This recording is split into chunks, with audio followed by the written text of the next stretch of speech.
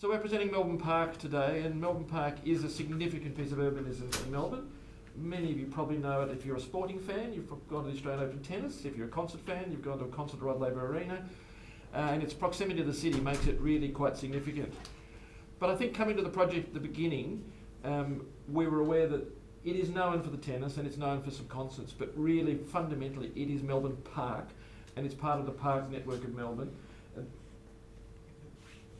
Therefore, it is part of Melbourne-ness. We needed to make the urban design, the whole fabric, feel like it's part of Melbourne, as it is. It is part of the Parkland network. It's used by the community. I mean, the tennis is only on 2 weeks of the year, so the rest of the time it is a community facility, and you can walk your dog there, you can lie on the grass. And then, yes, 2 weeks of the year it does have to convert into an absolutely premium, elite, international standard tennis venue. So it has many lives. It's a very large site. It's, just for reference, it's about 1 kilometre all the way across here. And yeah, it does have to operate. It's interesting, there's not many other examples around the world that are this close to the city where a precinct has to operate at a local level. As I say, a lot of people walk their dogs from Yarra Park across the bridge and here. It's very popular. Then it has to work at a national level, so there's a big concert comes into town and suddenly people are flying in to see what's going on. And then, yes, it has to convert to an international precinct. So its urban flex, its muscle flex is quite sophisticated, and having travelled around the world looking at a lot of these precincts, it's fairly rare, extremely rare. Just some background, because it's sometimes confusing as to what's going on the park. It's really divided, or was divided over 10 years, so I've been on the project for 10 years, I'm feeling old. There was an original pilot project down here for the National Tennis Centre, which the government did under a D&C contract and it proved to be not ideal. So we were then commissioned with one hat on as master plan architects, along with the aspect team, to do the stage 2 master plan, which was all of this area, including extending across into Berry Mar. And then we had to recommission, but we were recommissioned to do the stage 3 master plan. So we've really had 2 hats on. We've been the master planners and urban designers for the entire precinct over a 10-year period. But really sitting behind that, there is the final result. Well, not quite, because it's still under construction.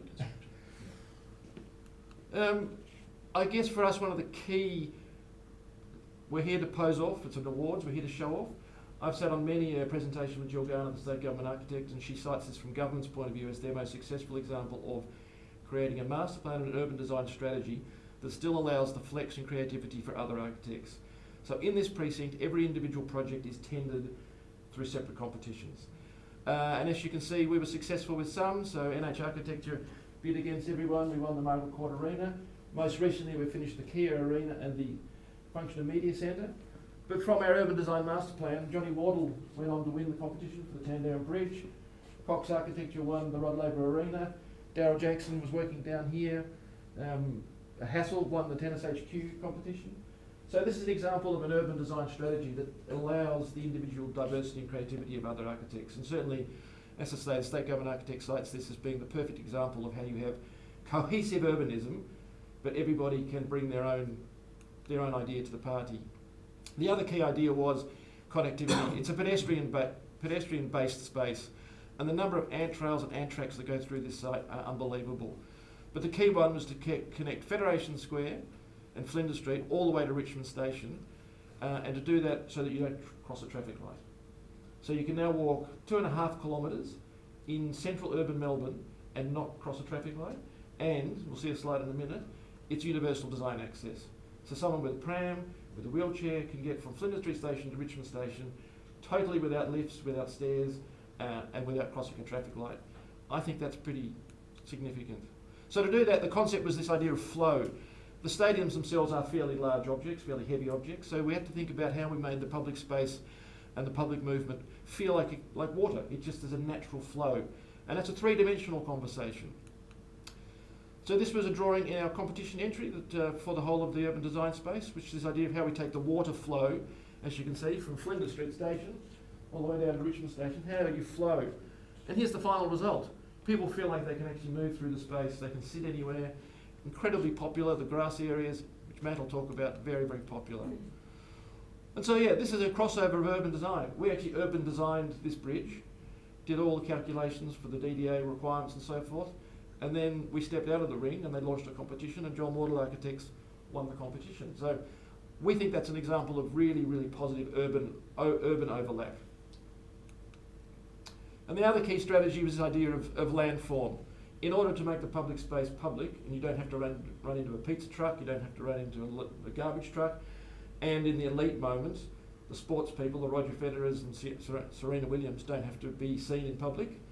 There's a whole thing sitting underneath this building where it happens, and the landform folds up and down, so it's all free, open, no gates, public space. So here's one of our new architectural projects in the Function Media Centre. So this is where all the major international broadcasting occurs, up here. But these people walking around here on the public space have no idea that underneath them is a huge kitchen, huge garbage trucks. Everything that's going on to make the site work is working really hard. But the fact that these people don't know about it, we think is actually a great compliment to the site, that it is seamlessly you just don't see anything. So there you can see that's the scale. There's about 25,000 square metres of undercroft in the logistics area. That is a lot of space, 25,000 square metres. Kitchens, loading docks and so forth. But meanwhile, sitting above them, happy as happy, are people on their deck chairs watching the tenants. So there, we have universal access into the space. So this project is as much about delivering a universal ground plane that links everything together, because as Hamish was talking about, a number of existing facilities and a number of new facilities, as much as it was about delivering a new show court arena and the Function and Media Centre, was actually about making the site work. So it's a lot about the landscape and public realm. One of the gestures that we introduced was this idea of the tree grid, and the tree grid is really a gesture at a large scale through the site to try and unify. So not just about the ground plane, but something that's visual and vertical above, and which also is really a strong response to the growing challenges of thermal comfort in the precinct. Also trying to bring an invitation for people to come into the precinct on day-to-day basis outside of the events. So yep. Keep going, Hamish. So how do you do that above this large undercroft space that Hamish was talking about? So we worked incredibly hard and early on in the process to understand the scale and the spacing of trees so that they could still allow for the events to occur underneath. So this is still what the client calls program. They can use this as spill out, they can get functions happening underneath them, but it also provides adequate soil volume for these large trees to grow successfully over time. And day to day you'll see people just lounging on these spaces now. Yep. Keep going. There's someone lounging. And they lounge not just during the tennis. If you're there before a concert, that's incredibly popular even before a Rod Laver Arena concert. So yes, there's the active mode and then there's the passive mode. So I guess just to sum up, we've been on the project 10 years, but the project has actually been running through the government for nearly 30 years. And this is what it was. It was a wasteland of industrial train lines, factories and so forth. So really the big urban site picture here, and it's a compliment to the government and all the agencies involved, not just us, that the vision to create this into Melbourne Park as it is today is a 30-year vision, and we've had a 10-year participation in it. So yeah, it's really there for everybody, for city, for people, for netball, for events, dog walking, tennis, crowd, everything. It's a universal flex space, 1 kilometre from the CBD.